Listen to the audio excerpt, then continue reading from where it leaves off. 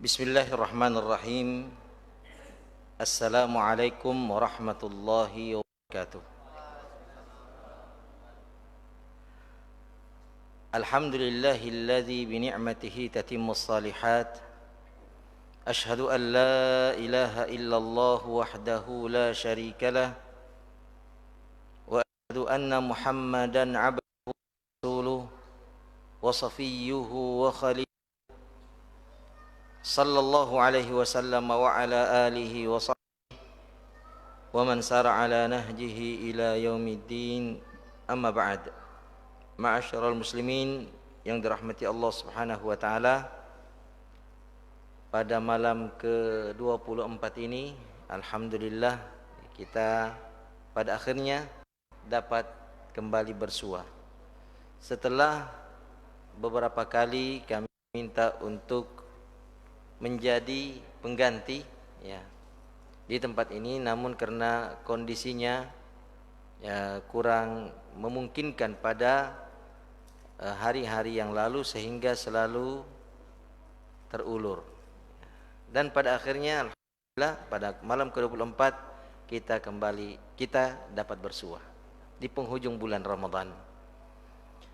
Di penghujung bulan Ramadan ini, ma'asyiral muslimin, detik-detik perpisahan kita dengan bulan yang sangat amat agung ini, kita berada pada ayat yang ke-83 dari surah Al-Anbiya yang menjadi muqarrar, yang menjadi kurikulum tadabbur kita sepanjang bulan Ramadan, surah Al-Anbiya.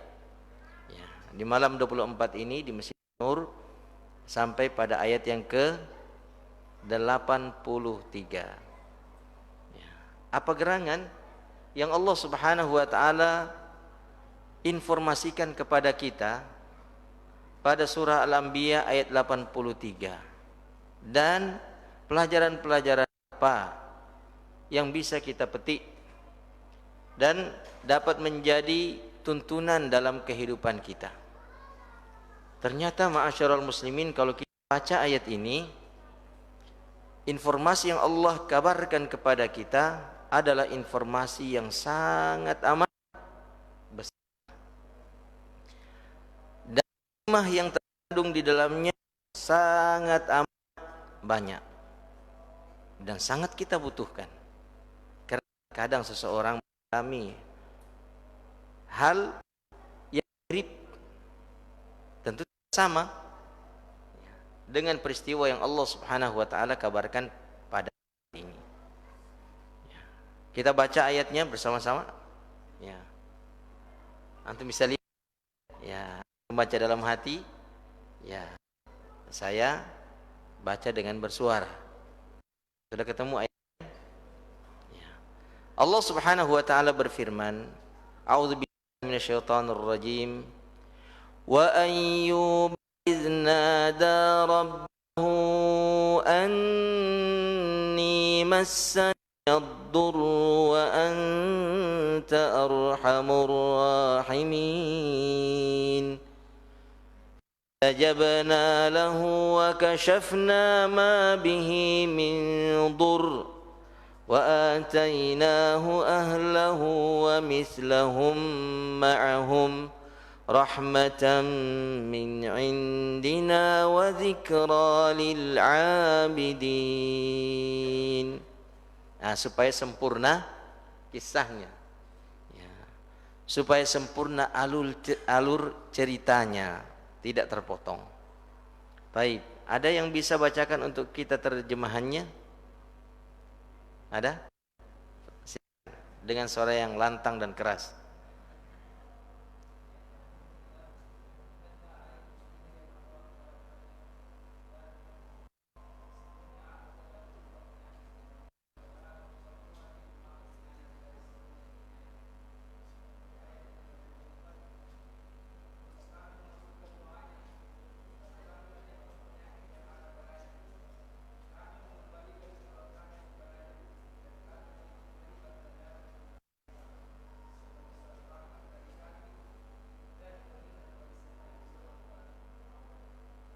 Subhanallah.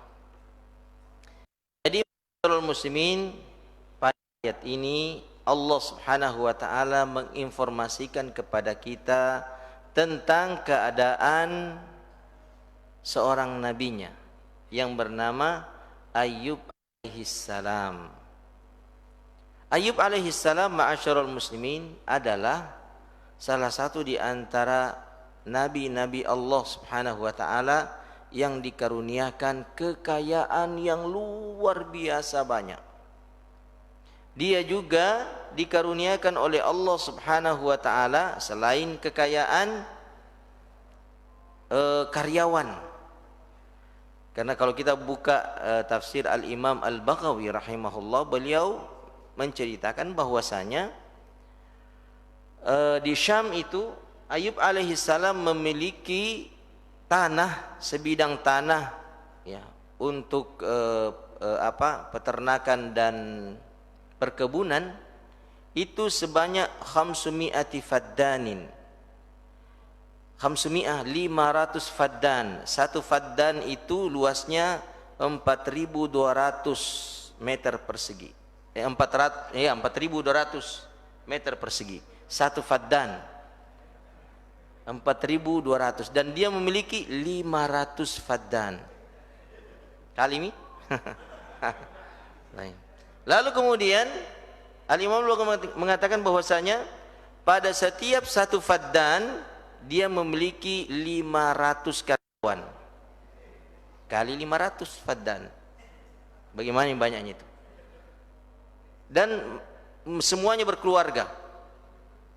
Ya, semuanya berkeluarga dan memiliki anak, dan semua beliau tanggung. Subhanallah.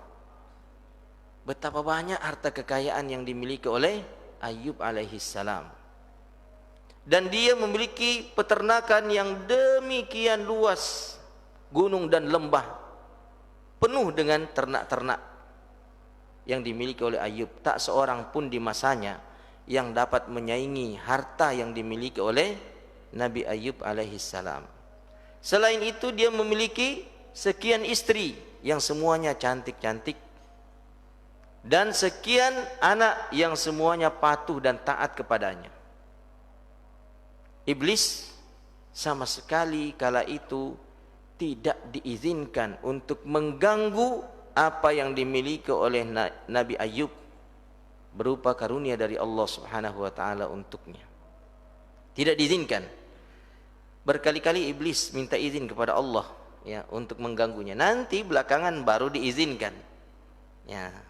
Dan benar, ketika diizinkan, iblis habis-habisan, gas full menghancurkan apa yang dimiliki oleh Nabi Ayyub alaihissalam.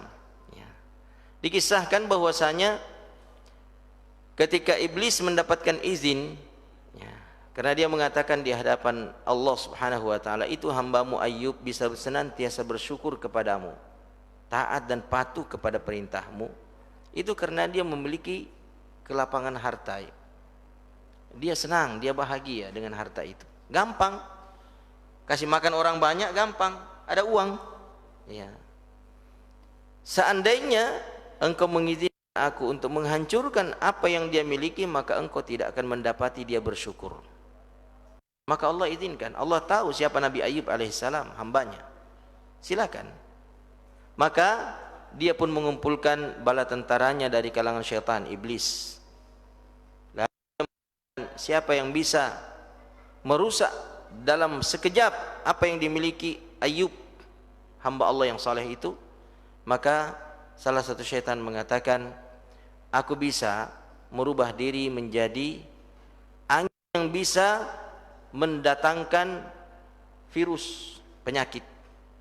Aku akan berhembus di ladang-ladang ternaknya, dalam sekejap semuanya akan mati. Benar, diizinkan dia, pergi kamu.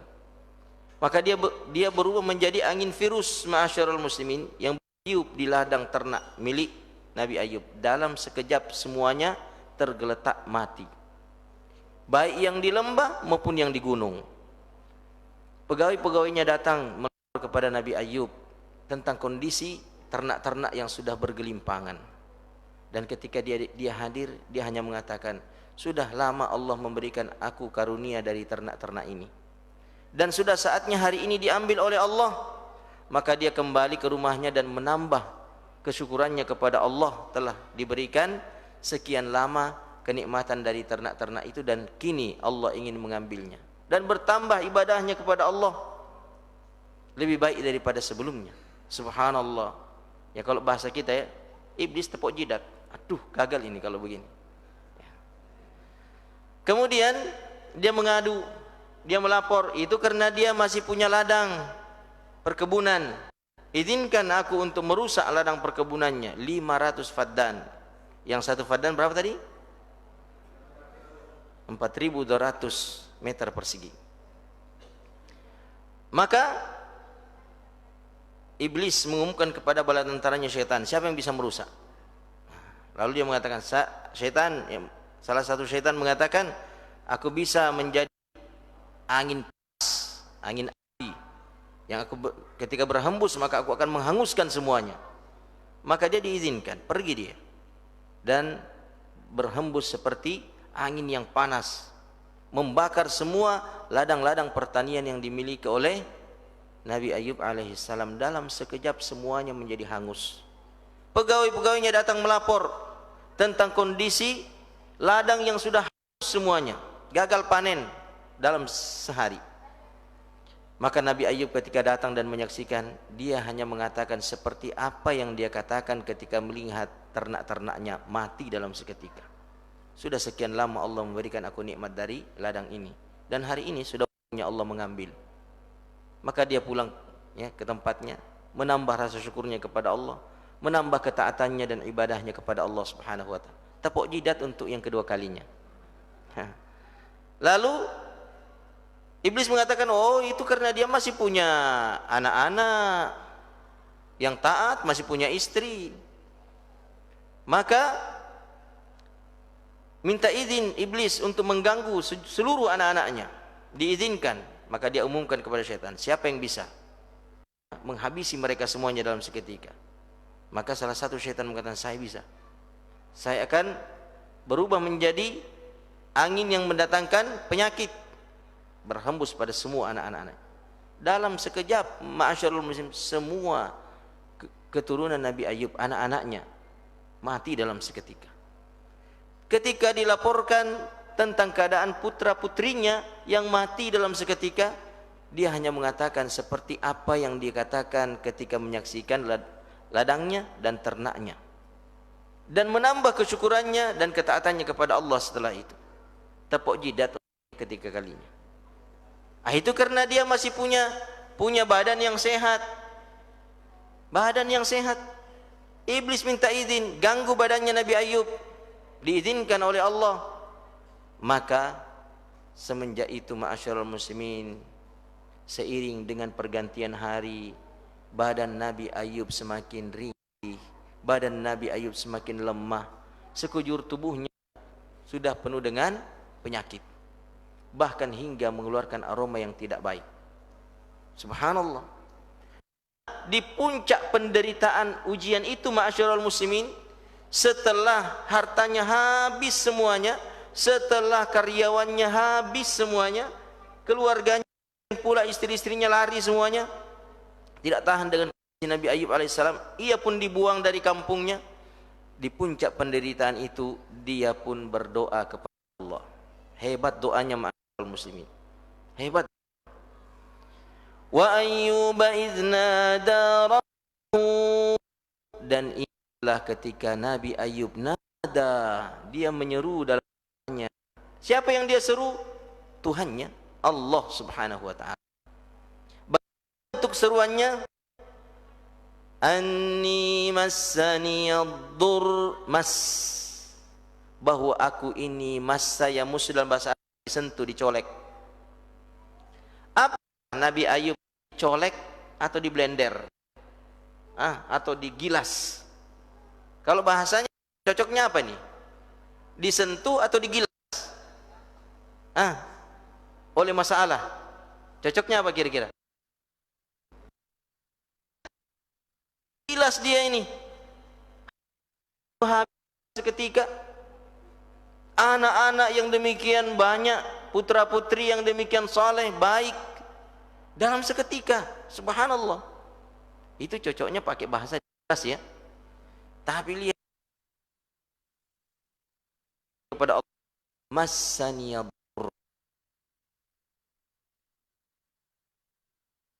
Subhanahu wa ta'ala tempat bergantung semua masalah kecil. Semua masalah kecil. Ketika seseorang masih memiliki sandaran yang maha kuat, sandaran yang maha kaya. Wa man yatawakkal 'ala Allah fa huwa hasbuh. Siapa yang bersandar sepenuhnya kepada Allah, maka Allah akan mencukupinya. Tidak ada yang kurang. Ya. Massani dur. Klimaksnya dia mengatakan kepada Tuhannya, wa anta arhamur rahimin, dan engkau ya Allah adalah Tuhan yang maha pengasih lagi maha penyayang. Seolah-olah Nabi Ayub mengatakan, hilangnya seluruh hartaku itu adalah bentuk kasih sayangmu kepadaku. Kalau kita bagaimana kira-kira? Baru hilang HP baru. Subhanallah, sudah merasa disiksa dan diazab. Kenapa Tuhan kasih begini saya? Apa salahku? Ya salam. Antum mau mengadukan Tuhan kepada siapa? La yus'alu amma yaf'alu wa hum yus'alun. Allah itu enggak boleh diprotes, enggak boleh ditanya-tanya tentang apa yang dia lakukan terhadap hambanya, enggak boleh. Wa hum yus'alun. Adapun kita, maka kita yang ditanya, kita yang diadukan kepada hakim, diadukan kepada antum. Mau ngadukan Tuhan sama siapa? Ya. Kalau merasa Allah tidak bersikap adil kepada antum, lantas mengadu sama siapa? Wal'iyazubillah. Semoga kita tidak memiliki sikap seperti itu kepada Allah Subhanahu wa taala. Nah, ma'asyiral muslimin yang dirahmati Allah Subhanahu wa taala, endingnya ketika Nabi Ayub menunjukkan sikap hormatnya, sikap husnudzannya, baik sangkanya kepada Allah di tengah-tengah penderitaan yang melilit hidupnya. Wa anta arhamur rahimin, dengan semua penderitaan ini engkau ya Allah adalah Tuhan yang maha pengasih lagi maha penyayang. Apa yang terjadi? Apa yang terjadi? Fastajabna lahu, kami pun menerima doanya. Apakah baru kali itu Nabi Ayub berdoa? Tidak, ma'asyiral muslimin. Semenjak dia kena musibah, dia selalu berdoa kepada Allah. Barulah setelah sekian lama penderitaan mendera kehidupannya, hartanya habis, dari ladang, dari ternak, anak-anak, penyakit, bertahun-tahun lamanya, ma'asyiral muslimin. Ya, ada yang mengatakan sampai 17 tahun menderita penyakit. Bayangkan tuh, pengabulan lama kan? Lama, ma'asyiral. Fastajabna lahu, itu lama. Fastajabna lahu artinya Anda tidak boleh bosan dengan doa. Anda tidak boleh berputus asa dengan doa. Allah Subhanahu wa taala kadang menunda, ma'asyiral muslimin, pengabulan doa dari hambanya agar hamba itu semakin tergantung kepada Allah, agar hamba itu semakin memperbanyak doanya. Semakin banyak doanya, semakin banyak pahalanya. Semakin banyak doanya, semakin dekat dia kepada Tuhannya. Semakin banyak doanya, semakin banyak limpahan cinta yang Allah akan berikan kepadanya. Doa itu, ma'asyiral muslimin, adalah kalau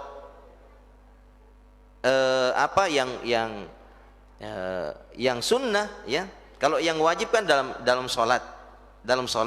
Di luar salat sunnah, mustahab. Ya. Dan Allah Subhanahu wa taala mengatakan dalam hadits qudsi, "Man adali waliyan faqad adantuhu bil harbi." Siapa saja yang mengganggu wali-waliku, maka aku akan mengumumkan peperangan kepadanya. Demikian firman Allah dalam hadits qudsi. Lalu Allah mengatakan, "Wa ma yataqarrabu ilayya 'abdi bi syai'in ahabbu ilayya mimma aftaradtuhu alaihi." Tidaklah hambaku mendekatkan dirinya kepadaku dengan sesuatu yang lebih aku sukai darinya, melebihi hal-hal yang telah wajibkan atasnya. Itu yang paling Allah suka. Kita mendekat kepadanya dengan perkara-perkara wajib. Salat, puasa, zakat, haji, kalau sudah waktunya wajib tunaikan segera. Demikian kewajiban yang lain, menutup aurat itu wajib. Kita mendekatkan diri kepada Allah dengan menutup aurat kita. Allah suka. Lalu Allah berfirman, "Wala yazalu 'abdi yataqarrabu ilayya bin nawafili hatta uhibbah." Dan tidaklah hambaku itu terus menerus mendekatkan dirinya kepadaku setelah melaksanakan kewajiban dan amalan-amalan sunnah. Setelah dia berdoa sifatnya wajib, yang hukumnya wajib, berdoa dalam solat, semua rangkaian doa dalam solat sudah dia sebut semuanya, yang hukumnya wajib. Dia tidak hanya berdoa dalam solat, di luar solat pun banyak doanya. Ketika turun hujan, doa, ya enggak? Ketika apa lagi? Dizalimi, doa. Ketika apa lagi? Safar, doa. Semakin panjang safarnya, semakin banyak doanya. Bukan semakin panjang safarnya, semakin banyak tidurnya. Habis tidur sampai tiba di tujuan. Atau semakin banyak komiknya, sepanjang perjalanan komik aja dibaca. Ya. Atau apa itu? Isi apa namanya itu? TTS. Ya. Teka-teki silang. Itu yang paling banyak menghabiskan waktunya sepanjang safar. Orang beriman tidak. Ini momen terbaik untuk memperbanyak doa kepada Allah. Di sore hari Jumat, setelah asar, seterusnya banyak doanya. Di 10 terakhir Ramadan, malam-malam, apalagi malam ganjil kayak tadi malam atau besok malam, ma'asyarul muslimin, pokoknya gas full doanya. Nah, itu ma'asyarul muslimin Allah suka. Ketika seorang hamba terus-menerus mendekatkan dirinya kepada Allah dengan amalan-amalan sunnah, Allah katakan, hatta uhibbahu, niscaya aku akan mencintainya. Wah, hebat kan? Berarti ma'asyarul muslimin, kadang pengabulan doa itu ditunda supaya banyak doa tak. Supaya panjang doa tak. Semakin panjang doa dan semakin banyak doa, itu artinya semakin banyak amalan-amalan sunnah. Semakin banyak amalan sunnah, semakin besar porsi cinta yang Allah berikan kepada kita. Dan kalau sudah besar porsi cinta itu, subhanallah, Allah mengatakan, fa idza ahbabtuhu, jika aku mencintainya, kuntu sam'ahu allati yasma'u biha, aku akan menjadi pendengaran hamba itu ketika dia mendengar. Wa basarahu allati yubsiru biha, aku akan menjadi penglihatannya ketika melihat. Wa yadahu allati yabtishu biha, dan akan menjadi tangannya yang dia gunakan beraktivitas. Wa rijlahu allati yamshi biha, dan aku akan menjadi kakinya yang dia gunakan melangkah. Maksudnya dia akan mendapatkan kebersamaan dengan Allah Subhanahu wa taala, ma'iyatullah. Lalu Allah mengatakan, wa idza sa'alani la u'tiyannahu.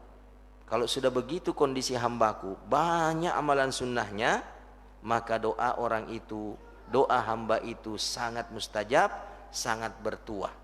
Jika dia meminta sesuatu kepadaku, maka aku akan memberikan apa yang dia minta.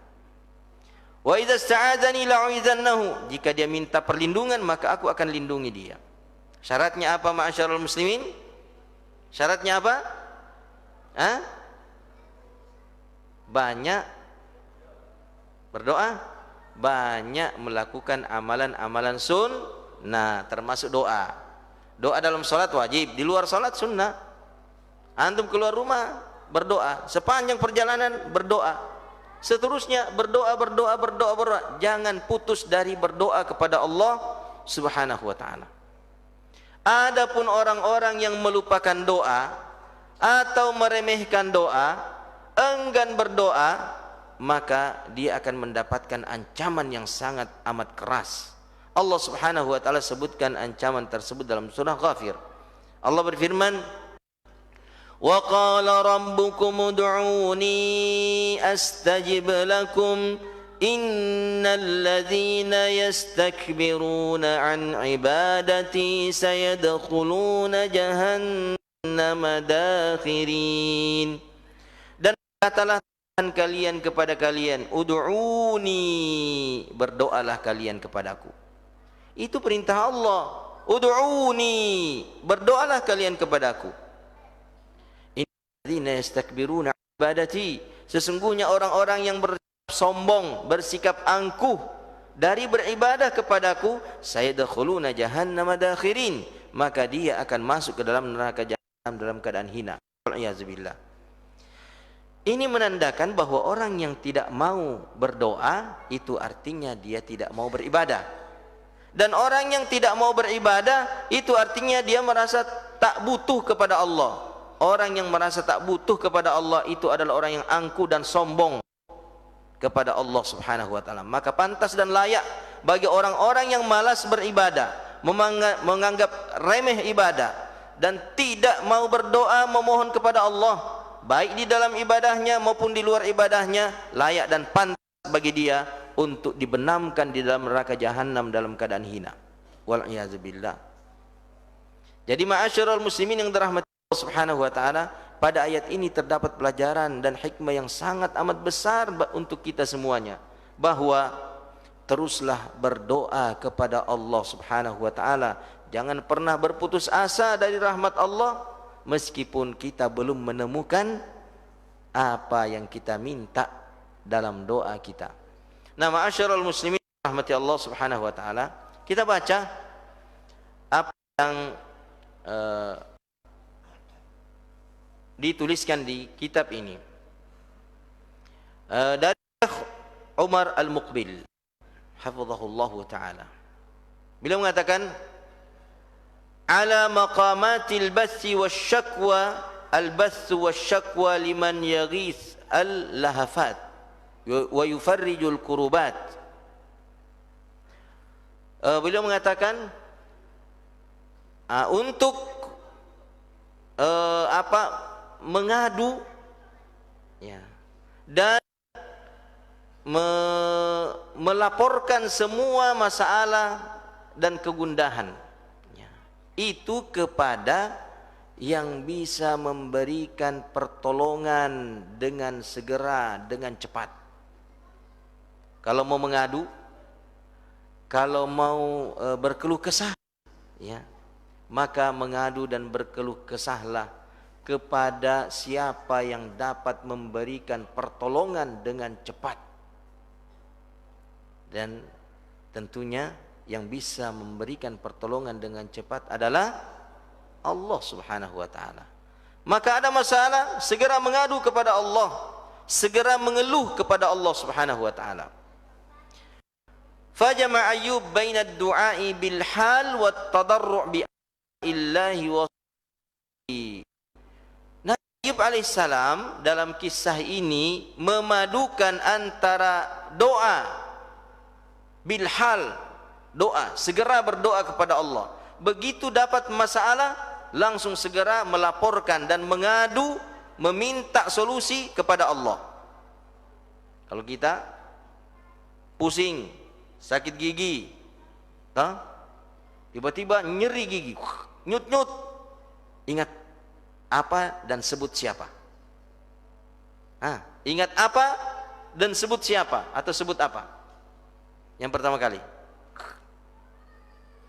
langsung apa kira-kira? Ingat apa? Pil. Ingat pil, ingat obat, ma'asyiral muslimin. Obat langsung diingat. Ingatnya langsung kepada makhluk. Apakah obat bisa memberikan pertolongan secara cepat, instan? Tidak, ma'asyiral muslimin, tidak. Yang bisa memberikan pertolongan secara cepat hanyalah Allah Subhanahu wa taala.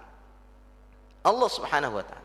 Meskipun nantinya tanpa beragam obat, tanpa banyak bentuk terapi, tanpa banyak dicampuri oleh manusia dan makhluk yang lainnya. Kemudian beliau mengatakan wat-tadarru' bi asma'illahi wa sifatihi. Beliau memadukan dengan at-tadarru', bersikap tunduk, bersikap patuh, ya, merendah, menggunakan nama-nama Allah dan sifat-sifatnya. Walillahil asmaul husna fad'uuhu biha. Allah itu memiliki nama-nama, sifat-sifat yang indah, maka berdoalah kalian menggunakan nama-nama dan sifat-sifat tersebut. Mura'at ikhtiyaril ismil ansab lil halil lati 'alaiha al insan, dengan memperhatikan nama Allah dan sifatnya yang sesuai dengan kondisi hamba pada saat itu. Anda sangat membutuhkan kasih sayang Allah karena Anda lemah, Anda sakit, Anda sendirian, Anda menderita, Anda sedih, Anda cemas, Anda takut. Membutuhkan kasih sayang kan? Maka nama yang paling tepat dalam kondisi seperti itu ketika kita ingin mengawali doa dan permintaan adalah wa anta arhamur rahimin. Engkau ya Allah adalah Tuhan yang Maha Pengasih lagi Penyayang. Saya butuh kasih sayang-Mu ya Allah. Nah, ketika kita papa dan miskin membutuhkan rezeki, maka ya Razzaq, ya Akramal Akramin, wahai yang Maha Pemberi rezeki, wahai yang Maha Dermawan. Ketika kita merasa terlalu banyak dosa dan kelalaian, 10 hari terakhir Ramadan, maka kita memohon ampunan kepada Allah dari kelalaian-kelalaian tersebut. Apa yang kita ucapkan? Allahumma innaka afuun tuhibbul afwa fa'fu anni. Atau Ghaffar, wahai Allah yang Maha Pengampun. Nah, kita sebutkan nama dan sifat Allah yang sesuai dengan kondisi dan keadaan kita saat itu dan apa yang kita butuhkan darinya. Kemudian ma'asyiral muslimin, Syekh Abdullah bin Qasim hafizahullah mengatakan massaniyad-dur, pada kalimat massaniyad-dur lahadhatu syakwa hadhihi hiya lahadhatu taghayyurul kubra fi hayatika. Kondisi di mana engkau mengeluh dan mengadu kepada Allah, ini adalah kondisi di mana engkau mendapatkan perubahan yang sangat amat drastis, sangat amat besar dalam kehidupanmu. Ketika mengadu, ketika seseorang berada di puncak masalahnya dan dia mengadu kepada Allah Subhanahu wa taala, maka disitulah kondisi perubahan yang demikian besar terhadap dirinya, yang mengubah haluan hidupnya. Tadinya barangkali dia melihat harta kekayaan itu dan teman-temannya itu adalah segala-galanya, tapi ternyata ketika harta itu sudah tak berguna dan teman-teman sudah meninggalkannya, maka terjadi perubahan dalam kehidupannya. Haluan hidupnya berubah, dia sepenuhnya tiba-tiba hanya bergantung kepada Allah Subhanahu wa taala.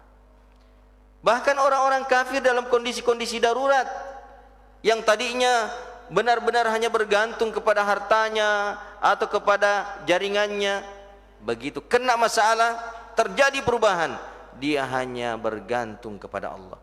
Wa idza rakibu fil fulk da'allaha mukhlishina lahuddin. Itu orang kafir tuh ketika naik kapal, datang ombak menggulung-gulung, badai topan menerpa, hampir kapal tenggelam, karam. Apa yang terjadi? Semuanya memanggil dan menyuruh Tuhannya, tulus ikhlas berdoa, ya Allah, ya Tuhan selamatkan kami. Falamma najjahum ilal barri fa idzahum yusyrikun. Tapi ketika kami sudah selamatkan mereka, mereka aman, mereka sentosa, tiba-tiba mereka kembali melakukan kesyirikan dan dosa. Coba kalau gempa bumi terjadi, panggil, ya Allah, Allahu Akbar, Allahu Akbar. Angin menerpa, Allahu Akbar, subhanallah, subhanallah. Sebut nama Allah semuanya. Terjadi perubahan, ya kan, dalam kehidupan. Tapi sayang, perubahan positif itu tidak berselang lama karena tidak memiliki istiqamah. Kemudian Syekh Muhammad Ali Yusuf. Beliau mengatakan dalam kitab ini, Masaniyad-dur, tinggal 5 menit. Akullu ma marra bika tusammihi massan siyagh dhiya' malik dhiya'u malika zawalu jahika i'tilalu badanika wa faqdu 'iyalika wa huwa annaka 'alan nas kullu dhalika mujarrad mas ay maqam hada. Ya. Beliau mengatakan, apakah semua yang berlalu dalam kehidupanmu, apakah semua yang problematika dan masalah yang engkau hadapi dalam kehidupanmu, engkau namakan mas, sentuhan, colekan? Hilang hartamu, apakah itu colekan? Apakah itu sentuhan, usapan? Zawalu jahika, jabatanmu hilang, tiba-tiba dipecat. Apakah itu mas, sentuhan? Etilalu badanik, badanmu tiba-tiba sakit semuanya, apakah itu hanya mas, sentuhan? Faqdu iyalik, anggota keluargamu hilang, apakah itu mas? Wa hawanuka 'alan nas, dan orang memandang remeh engkau, kau diusir dari kampungmu, apakah itu mas? Apakah itu hanya sentuhan, colekan? Kullu dzalika mujarrad mas, apakah semua itu hanya sekedar engkau anggap colekan, sentuhan, atau engkau anggap itu adalah kiamat besar? Lalu beliau mengatakan, ayyu maqamin hada, makam apakah ini yang menganggap semua masalah sebesar apapun dalam kehidupan ini hanyalah sebentuk sentuhan, hanyalah sebentuk colekan? Ini makam apa ini? Ahuwa makam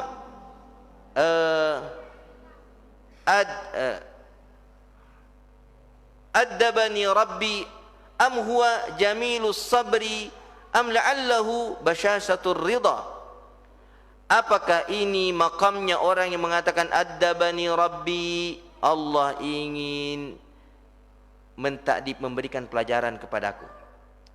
Anak-anak kalau nakal perlu dihajar atau diajar? Dihajar atau diajar? Diajar ya? Tapi kalau dipukul itu namanya hajar atau ajar? Pukulan itu hajar atau ajar? Hajar. Itu beda tuh mas, beda wali, beda tanggapan, pandangan, sikap wali, orang tua dan anak didik ketika gurunya sentil tangannya, pak, lapor dia sama orang tuanya, aku dihajar sama guruku, lapor polisi, tangkap dia. Kalau begitu ajar sendiri anak tak. Ternyata ketika orang tuanya ajar bukan didate, napa ambilkan kayu, pang, dilempari lagi. Subhanallah, lebih kejam orang tuanya daripada gurunya. Mengapa dia mengadukan gurunya? Karena dia menganggap pukulan gurunya itu hajar dan bukan ajar. Jadi ma'asyiral muslimin, apakah kita menganggap bahwa Allah ini menghajar kita atau mengajar kita, mendidik kita? Kadang kita ma'asyiral muslimin diberikan sentilan ilahiyah pada harta kita, pada kesehatan kita, pada posisi jabatan kita. Kita sebenarnya dihajar atau diajar? Diajar, ma'asyar. Addabani rabbi. Kalau kita mau bersikap sopan kepada Allah, addabani rabbi, aku sedang diajar oleh Allah untuk bersikap lebih baik. Aku ditegur sama Allah, bukan dihajar. Baik. Am huwa jamilus sabr, apakah ini gambaran indahnya kesabaran, atau la'allaha basyasatur ridha, atau ini gambaran kecemerlangan daripada sikap ridha kepada Allah? Kan Al-Imam Ibnu Qayyim Al-Jauziyah membagi manusia itu, tingkatan manusia pada 3 tingkatan dalam menghadapi bala musibah dalam kehidupan. Yang pertama, makam paling dasar ini, paling rendah adalah maqamul jaza. Makamnya orang-orang yang selalu menggerutu, marah-marah, emosi, dongkol, jengkel ketika dapat masalah. Begitu dapat masalah sedikit, anaknya ribut, wah marah dia, keluar kamu, aku mau tidur. Brengsek memang semuanya ini. Itu maqam al-jaza. Dapat masalah langsung marah-marah, langsung dongkol, langsung jengkel, ya kan? Ini makamnya orang-orang yang tidak beriman kepada Allah. Ini makam di sini. Begitu dia memiliki iman kepada Allah, iman kepada takdir Allah, maka dia naik level ke atas dengan imannya, yaitu maqamus sabri. Makamnya orang-orang yang bersabar. Apa itu sabar? Anda menahan semua sikap negatif dengan kedongkolan, kejengkelan, kesempitan dari masalah yang Anda hadapi. Benar perasaan Anda diaduk-aduk, jengkel, kecewa, sedih, marah, teraduk-aduk nih, tapi tidak keluar bahasa kedongkolan. Tidak tampak di tangan, di sikap perbuatan, sikap kedongkolan dan kejengkelan. Laisa minna man latamal khududa wa syaqqal juyuba wa da'a bi da'wal jahiliyah. Bukanlah golongan kami, kata Rasulullah, orang-orang yang ketika dapat musibah dia lantas latamal khudud, tampar pipinya, hilang HP-na, HP baru 20 juta, tinggal di warung coto. Masalahnya dia terlalu banyak makan apa itu yang ada bungkusnya? Ketupat. Dia taruh HP-nya. Setelah dia WA teman, sudah beli HP baru, harganya 20 juta. Singgah dulu makan coto. Ya, tertimbun dia dengan baru dia buru-buru pergi. Dia ingat setelah 10 menit dia naik motor. Aduh, mati aja.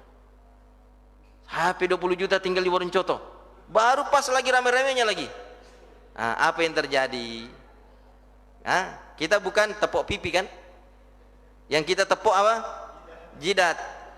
Siapa suruh kau lupa? Dia ini yang dia hukumi jidatnya. Kenapa kau lupa? Ya. Kenapa ente juga lupa? Baik. Nah, ma'asyiral muslimin, bukan golongan Rasulullah yang seperti itu modelnya ketika mendapatkan musibah. Au syaqqal juyuba, atau dia robek saku bajunya. Kalau kita kan tidak robek saku baju, barangkali ya. Kalau kita banting sesuatu di tangan, ambil suatu banting, pak, ya kan? Banting pintu. Begitu. Kalau orang-orang kita ya. Atau minimal da'a bid'awal jahiliyah, maki-maki, mengumpat, kata-kata kotor keluar dari lisannya. Begitu dapat masalah, langsung kata kotor keluar dari lisannya. Itu bukan umat Muhammad sallallahu alaihi wasallam. Kalau umat Muhammad bagaimana? Dalam surah Al-Baqarah ayat 155, wala nabluwannakum bi syai'in minal khawfi wal ju'i wa naqsin minal amwali wal anfusi was samarat wa basyiri as-sabirin. Bagaimana itu orang sabar? Alladzina idza asabathum musibah qalu, yang keluar dari mulutnya, inna lillahi wa inna ilaihi raji'un. Tapi ini susah. Ya, yang ceramah juga kadang susah.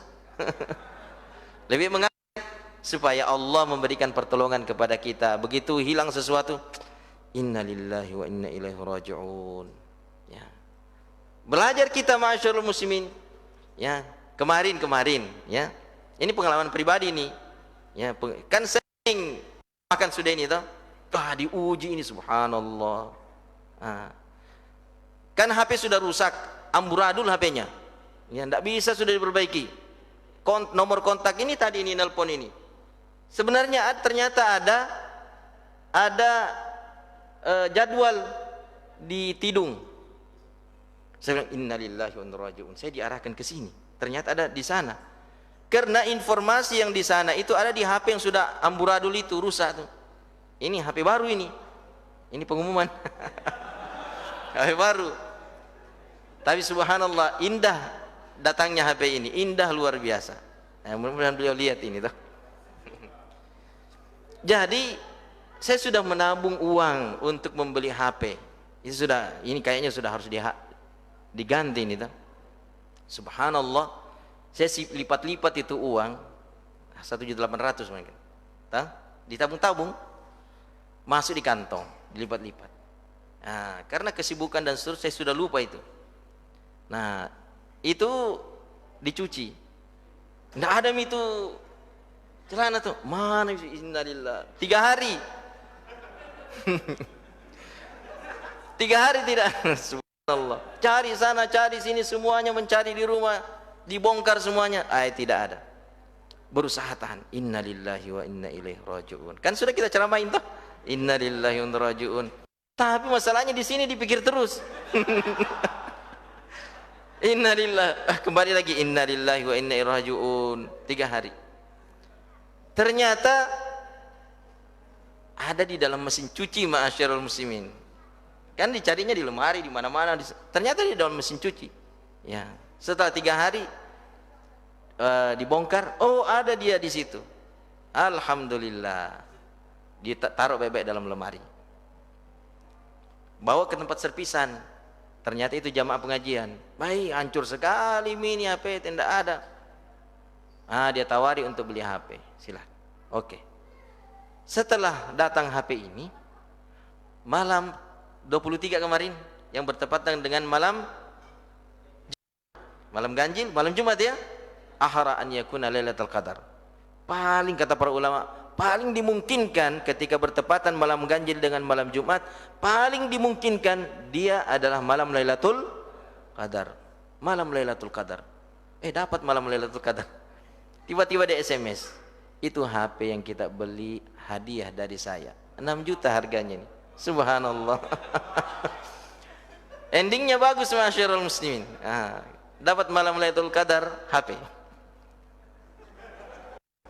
Tapi itu sebanding dengan ampunan Allah Subhanahu wa taala. Ampunan Allah lebih baik dari sepenuh bumi HP seperti ini. Yang terbuat dari emas lagi. Nah, ma'asyiral muslimin rahmati Allah Subhanahu wa taala. Makam yang ketiga. Makam yang sabar tadi itu kan, sabar tidak maki-maki dia, hanya mengucapkan innalillahi wa inna ilaihi raji'un.